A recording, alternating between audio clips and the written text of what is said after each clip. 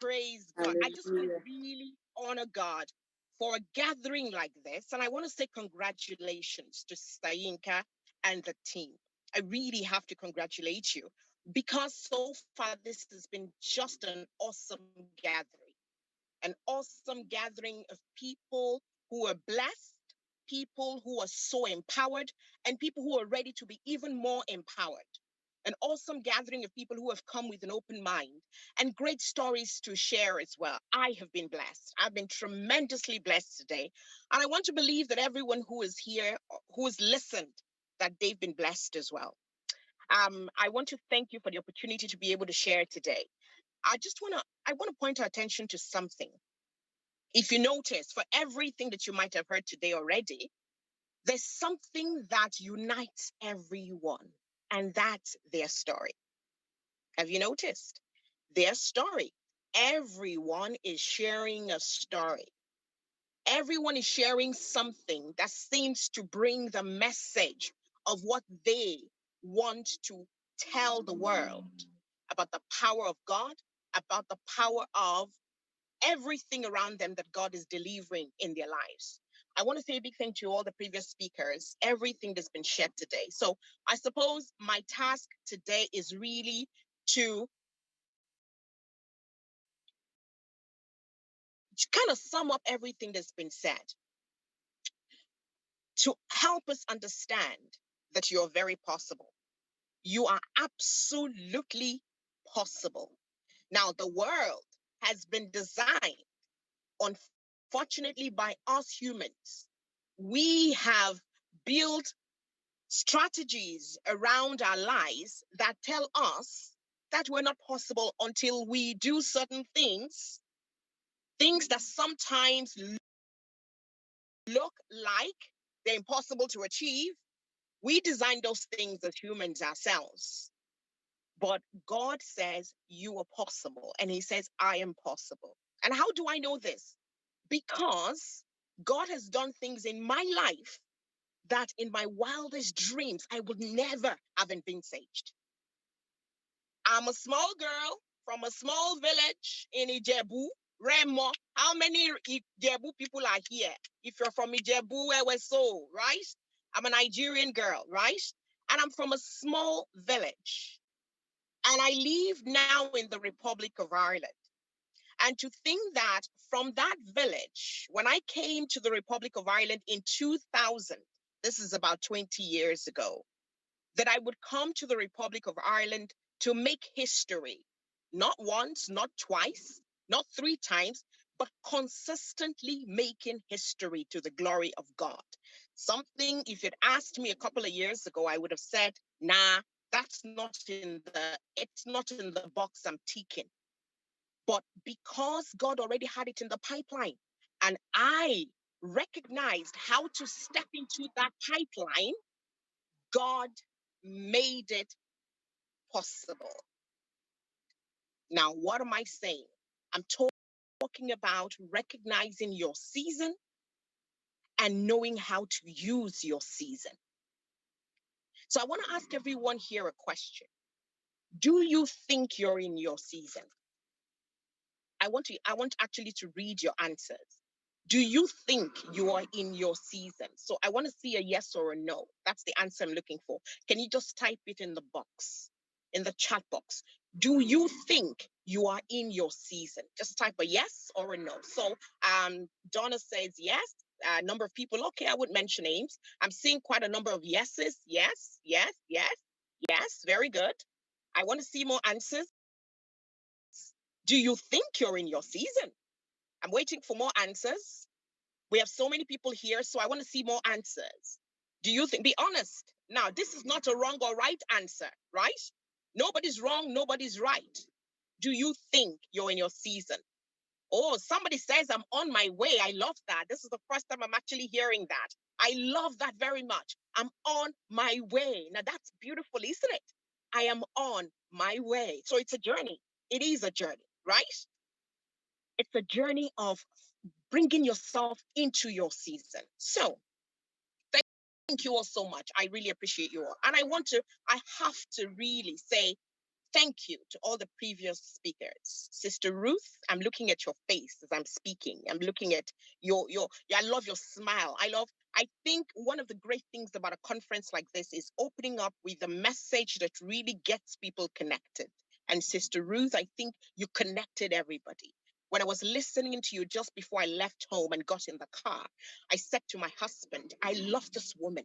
I just love this woman. She's so genuine. She's so real. And this is how you begin to know if a person is stepping into their season. When they're telling their story, you don't just hear it, you feel the authenticity of where that is coming from. It is so deep, it is so genuine, it is so embedded in them. And they're telling it not to please anybody. I don't know if I'm speaking to somebody today. They're telling their stories. Sister Ruth, you are the poster child for season today, right? You told your story. It came from a place of passion and a place of genuineness. It wasn't to please nobody. And Sister Yetunde, I was hearing you there. Oh my God, the hair at the back of my neck just stood up. You know, it was really to bring home the message of a season. It was literally laying the foundation for the things I wanted to share. Right. And it is basically saying, like somebody has shared there, that we are all work in progress. We are all work in progress. Now, let me just say this, and somebody had shared this earlier. I can't remember who shared this earlier on. If you're in this conference and if you don't have a pen and a paper and you haven't written something so far, I'm sorry, but you have come to waste your time. I'm sorry, but that's the reality. Here, since even when I got in the car, my husband was driving, we're heading off to a town, right? And I'm still connected from when I left home. I still had my pen and paper and I was writing away, right? Here you go, the things I was writing. Why? Because we can never know everything. It's absolutely impossible to know everything. And the only way we become better as humans is through the experiences of others, through improving ourselves and hearing how others have, through experience as well, passed through challenges and difficulties. And those become the examples, those become the stepping stones by which we become better people. By hearing other people's stories, we learn how not to do things. When they have made a mistake, they share those mistakes with us, and those teach us how not to do them. We have no excuse for falling into the same trap that other people are falling into before. If we fall into them when others have told us how they surpass those challenges, then we're not shining the glory of God. We really are not, because we're not learning from other people's mistakes. And we have to also learn how to learn from other people's successes. How did they do it well? We should never reinvent the wheel. If it's not broken, why fix it?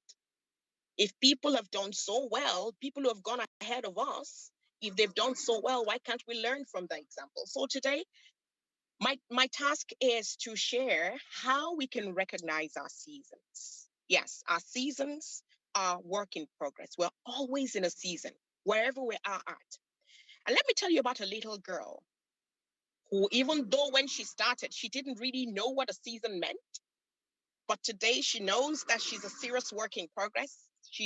Uh, uh, she's in the master's hand, and he's molding her, and he's preparing her for something great every single time. So this girl came from a small town, or should I call it a village? If my town hears me calling that place a village, he's going to be upset at me. So she came from a little village, and when she grew up in this family where her father had 27 children and 7 wives.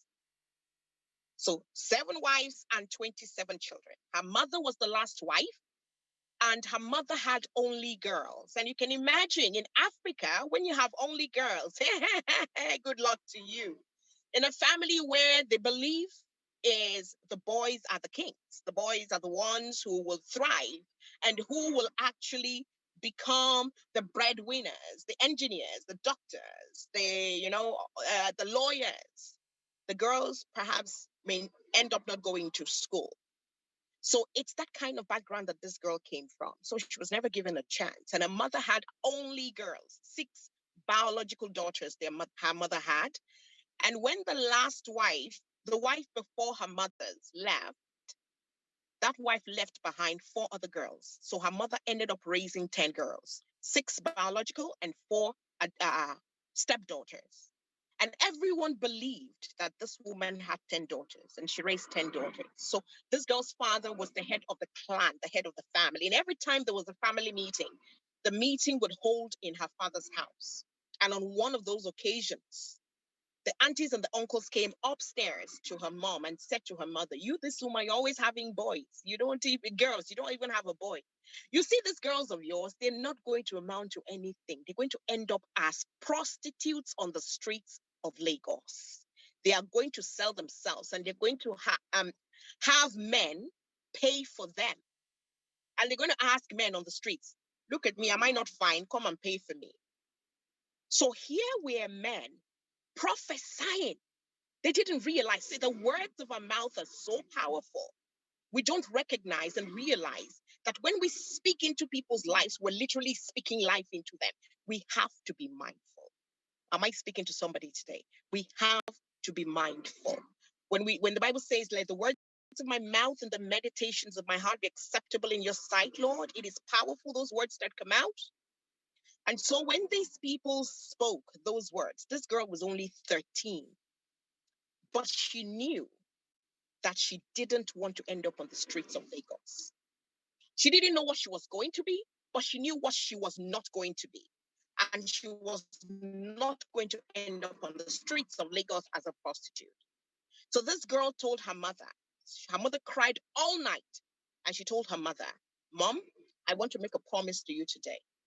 None of my sisters nor myself will end up on the streets of Lagos. We will work so hard, so much so that those uncles and aunties will wish their boys were girls. We will work so hard and make you so proud that those uncles and aunties who have boys will wish their sons will wish they were your daughters." That was the promise that 13-year-old girl made to her mother that day. Now, I'll repeat again, that girl did not know what she was going to be, but she knew what she wasn't going to be. Now, let me fast forward and leave the in-betweens, the struggles of life. Let me fast forward to years later.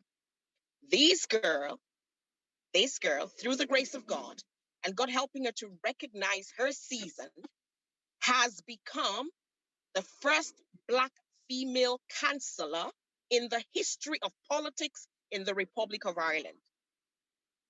This girl, who was told she was going to be a prostitute on the streets of Lagos, has become the first migrant to be in a school textbook and will be studied across schools in the Republic of Ireland. If that's not history, I don't know what is. If that's not recognizing God's place and God's season for one's life, I don't know what is. Now, that girl is this girl staring right at you today. Now, that is, and what I'm saying to you is, if I can be what I didn't even envisage years ago when I was 13, you have no excuse.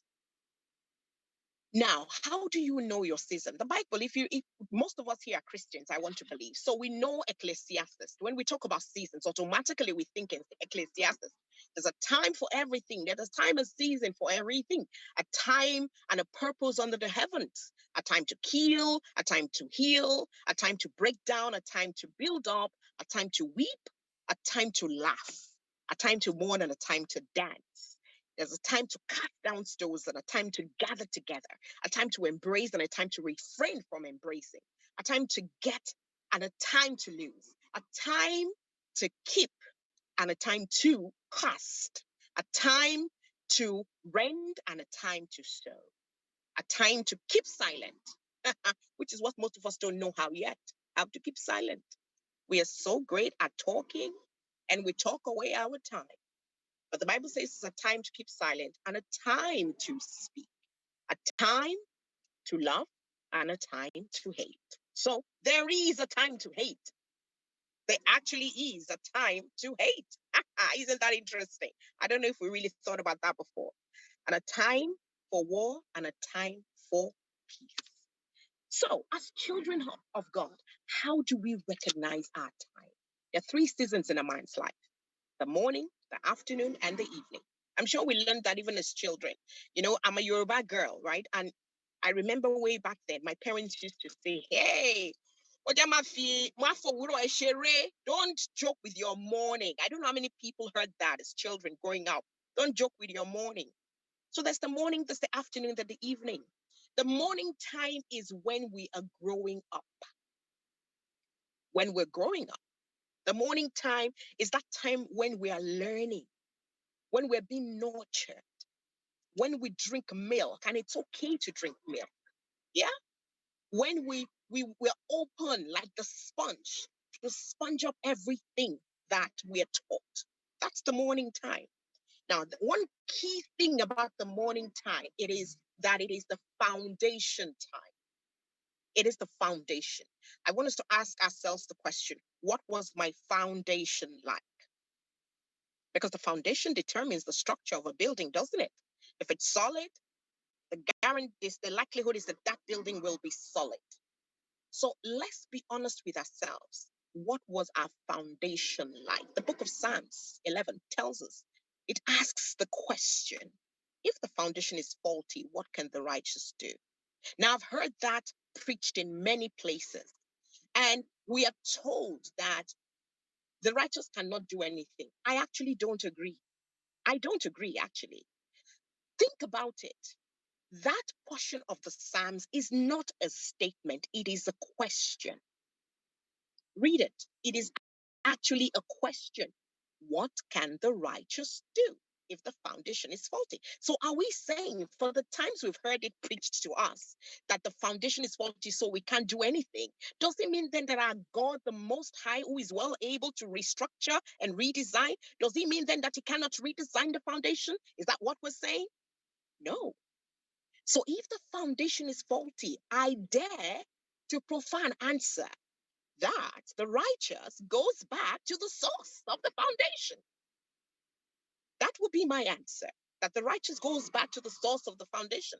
And so if our foundation has been that, for everyone who's here today, if we've had faulty and shaky, and for everyone who shared the stories, you would hear within their stories that there's been foundations that were not so solid, yet they've been able to thrive. Now, what was the formula? What was the strategy? What did they do? They went back to those foundations and tried to restructure that foundation. So I came from a background where I had to struggle to become somebody. 27 children, it's not easy to educate 27 children, is it? I was number 16 in that household. So you can't even know who I am. But here I am today, right? I'm like the cornerstone, that stone that was rejected that has now become the chief cornerstone. So my foundation was faulty because I wasn't given a chance, because as a girl, nobody thought I was going to amount to anything. How did I begin to restructure my morning that sounded like it was already faulty? I went to the source and I said, Lord, somebody spoke into my life when I was 13 and told me I was going to end up as a prostitute. How dare the person who died and made them king? Who gave them that authority? If anybody has spoken into your life and has told you you will be nobody, first look at them and ask them, hang on a minute, where are you? You yourself, where are you? You know that thing we say in Nigeria, who you be? Who are they? Who gave them authority over you to say you will be nobody? We need to be mindful of the people who speak into our lives and we allow them. Now, here is another thing. Nobody has authority over your life until you give them the key. If you don't give them the key, they can't open the door. Who's holding the key? Who's holding the key? So a while back, I shared, I spoke at a conference and talked about writing your life story, right? And the truth of the matter is, every single one of us, we are telling a story. The question is, who's telling your story and who's writing your story? Everyone is holding a pen and everyone has a paper that stories are written about them. I'm asking you today, Who is writing the story of your life? Don't be misinformed. If you are not writing that story, somebody is writing it. Don't think that because you're not writing, it's just there. No, no, no, no, no, no, no, no, no. Your life is a novel. Your life is a storyboard. Your life is a movie, and you're playing a part in it. Who is writing the script? You must answer that question if you want to deal with your morning and ensure that your foundation is solid. So today, don't type it on the board. I want you to take your pen and paper and answer that question. Who is writing the story of your life? I had to recognize that as a child, somebody else was writing the story of my life. Now, what I needed to do was take back that pen and write it by myself. Take back the pen. Today, for being at this conference, with all the amazing messages you've heard today, you cannot leave this place the same. If you leave this place the same, you came to play 10-10. You heard the beautiful speakers and it was lovely. You know, we have to be mindful. We come to conferences like this and we hear fantastic speakers. And then you ask somebody, Yemi, what was said at that conference? That beautiful conference that Stayetunde is staying and all the other team members put together. And you hear people say, oh, it was powerful. Oh, really? What did they say? You needed to have been there. But what did they say? No. You know, these ladies were just on fire. On fire saying what? You can't say one single one topic, one heading. I want to believe that there's nobody here today that is like that. You must take something away, and it is not enough to take something away. You must do something with what you're taking away.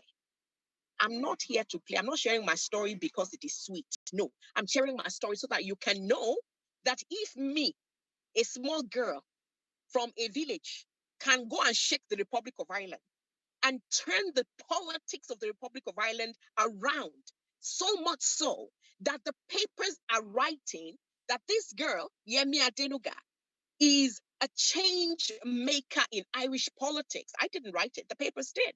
If they can write that, then you have no excuse, my brothers and my sisters. You don't. So we're talking about the morning, the first season, which is the morning. And for all of us who are here, our morning is basically literally gone. That's the truth. We're not children anymore. Our foundation has been built, right?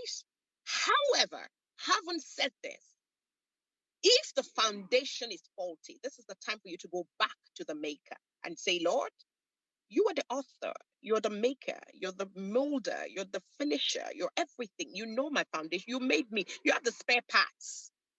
Whatever's gone wrong, fix it, Lord. He is the fixer.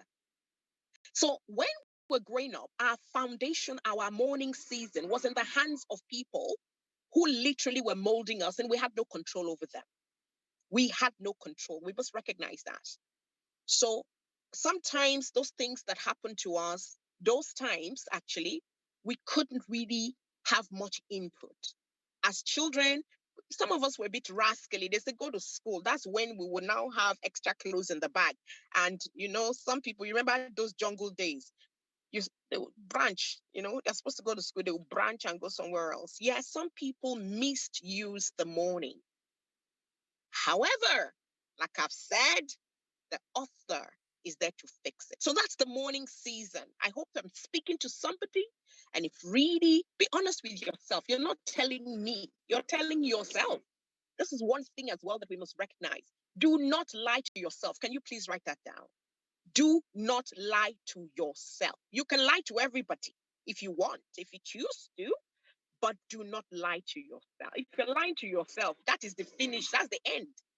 That's the end. There's no remedy. You know, you're giving God a task that he is just going to stare at you and like, really, this child of mine. So be honest with yourself what your reality is. Because when you go to the author, you have to come with a clean hand. And he knows the situation, not that he doesn't know, but he wants to hear it from you. So that's the foundation, right? Let's go to our afternoon, which is where we're all at right now. This is a season in our lives that we are all at. Everybody here is an adult, and we're in the afternoon of our period. Now, this is where we're supposed to thrive. This is where we're supposed to become. This is where we're supposed to achieve. But are we achieving? A number of people had said, yes, I am in my season. Yes, I'm in my season. Yes, I'm in my season. How do you know you're in your season? That's my next question. How do you know? And then my next question to you is, what's your season really? What is your season? So you say, I asked the question, are you in your season? Literally everybody said, I am in my season. So what is your season? Do you know that answer? So I want you to write, take your pen and paper, don't type it in the chat, please. I want you to write down now. Think about it for a second. What is your season? If you know the answer, write it down. Write it for yourself, not for me. What is your season? So I asked, are you in your season? You said yes. What's your season? So let's think about it really. We're children of God. I want to believe everybody here is a believer, right? If you're not a believer, God is one. We serve one awesome God, right? And we worship him in different ways. So the Bible talks about that time and a season for everything. Your season as a child of God is that time when God's glory begins to shine through you effortlessly. Without you batting an eyelid, it just happens. You know, you enter a place, they're like, whoa. You haven't even said a word. They're like, whoa. You speak, people like, oh my God. You see, every single speaker here today is in a portion of their season. I believe that strongly because I have been blessed.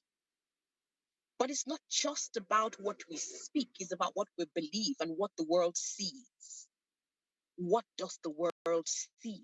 Is the world seeing your season? And if the world doesn't see God in you yet, you want to be sure whether you're at your season. You want to be very clear whether you're on your season. So let me bring that home. 2 years ago, I would never have thought of going into politics, right? So today I'm a politician. I didn't plan it. I didn't think about it. I didn't know I was going to be a politician, right? So what I'm bringing us to now is recognizing opportunities in your season. You want to prepare yourself for your season? Your season is all about opportunities. There are so many. When we were growing up, we were told that opportunity comes but once. Those are one of the lies we were told. Opportunity does not come once. Opportunity stares you in the face every single day. Every day, it's in your face. Opportunity is always there. Please remember that. If we're one of those who've been speaking to our children, you know this thing we say about handing down what we've learned to our children, right? Please do not hand to your children that saying that opportunity comes but once. It doesn't come once. It comes every day. Sitting here speaking to you is an opportunity. I'm not the best speaker in the world, but Sister Inka decided to ask me to speak to you. Why? Because she felt there was something I could share. And me taking it is an opportunity, right? So I decided to go into politics because I was asked. I didn't think I was going to go. The ruling party at the time in Ireland, asked me to represent the party in my community because they saw what I was doing in my community. They saw that I had impact. They saw that I had people who respected me and saw me as a community leader. And they asked me to step into politics. Now, I have to be honest with you all. The first time they asked me, I said no. Because I said, become a politician. I had this mentality of Nigerian politicians. Oh my God. No, politics. Not in this lifetime. And my husband, God bless him. In this life, let me tell you another thing. Please write it down. In your season, you need waterers of your seed. People who will water your seed for it to grow, for it to germinate. I think somebody mentioned something similar earlier on. You need people who will water you. They're your cheerleaders who will see what you don't see. Who, when you are down, aside from just cheering you up, they will hold your hand up. And these people are not common to find. Am I speaking to somebody? They are not common. They're not everywhere, but they are around you. So if you're going to thrive in your season, you need to find those people. They are around every single person. Unfortunately, some people have said goodbye to those waterers. Why? Because they felt your own is too much. Why now? You know, there are waterers all around us who are there to water our seeds so that they grow, the seeds grow. So find your waterer. My husband was a great waterer, and he's still a great waterer in my life, in my season. He's been in my season from my adults, my afternoon season, right? So he said to me, listen, you are doing so much in the community already. This is an opportunity to do more of what you're doing. And I recognized that opportunity. So when you are in this afternoon season we're in, for you to thrive, there's one thing you first have to do: recognize opportunity. Recognize opportunities. They're around us all the time. Everything we become in this life is about opportunities. Everything is about opportunities. Now, it's not enough to recognize opportunity. The second thing is to take the opportunity. You can recognize it and not take it. So when you recognize it, you take it, right? And the third thing about opportunities is you can recognize, you can take, but you could misuse it. You must know how to use it well. So the first thing is to recognize an opportunity. The second thing is to take the opportunity. The third thing is to use it well. Now, sometimes we may not see something as an opportunity. How do you know an opportunity? Remember what I said, everything is an opportunity. In this season we're in, our afternoon season, see everything as an opportunity. You don't know what's going to germinate. You plant, I don't know if there are any farmers amongst us here. You plant, some will die, some will grow. You don't know which one's going to grow, right? You water every single one of them and you don't know which one will die. Take every opportunity. And when you take it, use it well.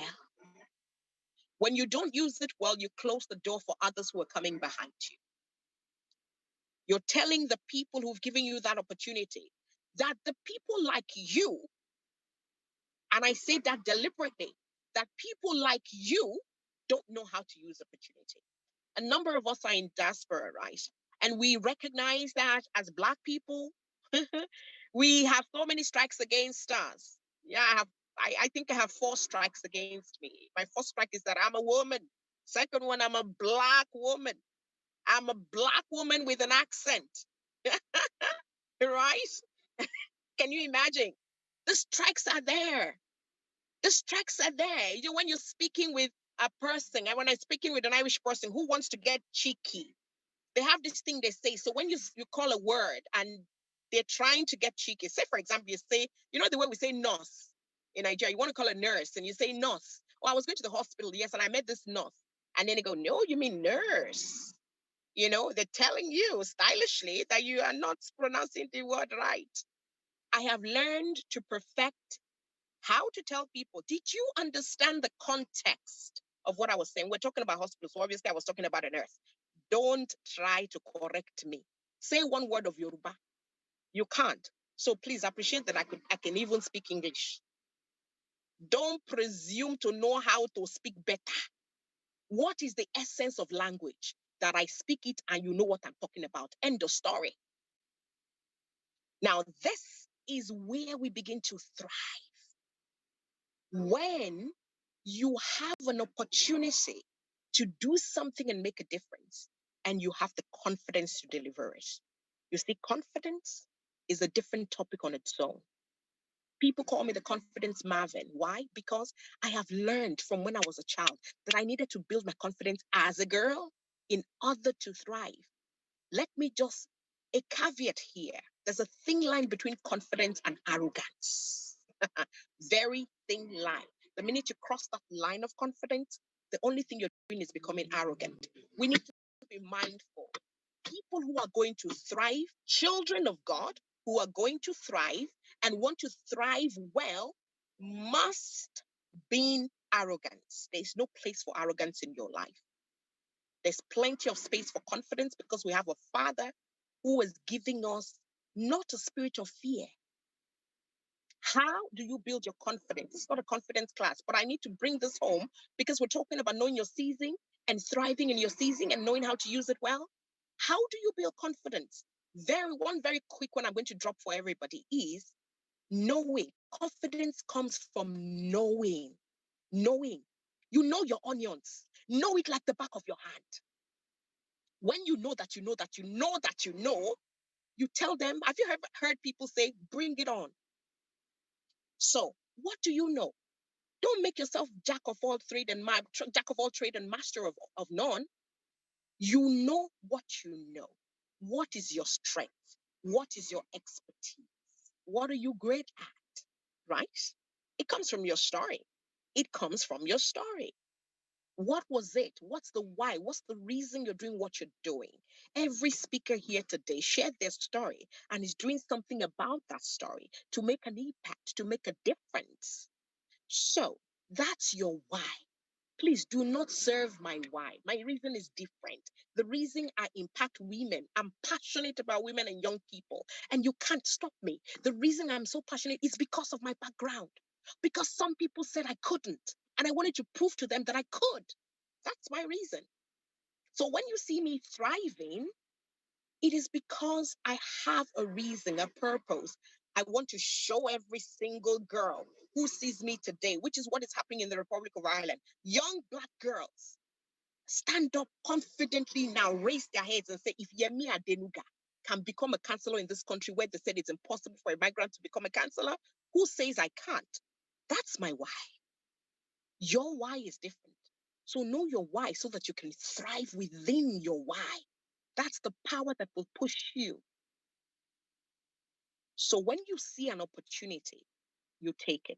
How do you see opportunities? You have to show up to get an opportunity. Show up. As Black people, we have a challenge with showing up at the right place at the right time. We show up for all the parties. We show up for the Owambes. We buy all the Ashoke, right? But when is a place to show up to become a power force within our sphere, we find it difficult to show up. We're either late or we think they can wait for me, or we think I am okay. Can I just sound another note of warning? If you want to thrive in your afternoon, we are in our afternoon season. I keep reiterating, and this is the season where we're building our evening. What you do now is what determines your evening season. What you do now. I have told my children, I'm a mother of 4. My first daughter is 27. My second is 20. I'm a grandmother. My first daughter is married. I'm a grandmother. My grandson is going to be 3 this month. And I tell my children, my 2 little boys are at 12 and 11, and I tell my children, I don't want to be a liability. I want to be that kind of grandma where when you say, oh, grandma, grandpa, they're calling me and my husband, grandma, grandpa, oh, mom and dad, oh, we need you to go to a holiday in Paris or in France. I'm like, yeah, that's fine. But if when you see they cancel on me, I pay my own tickets. You can't fold my hand. I suck myself out. Why? Because I don't want to be a liability. But how can I ensure that that doesn't happen? It's now. So your children don't feel that they're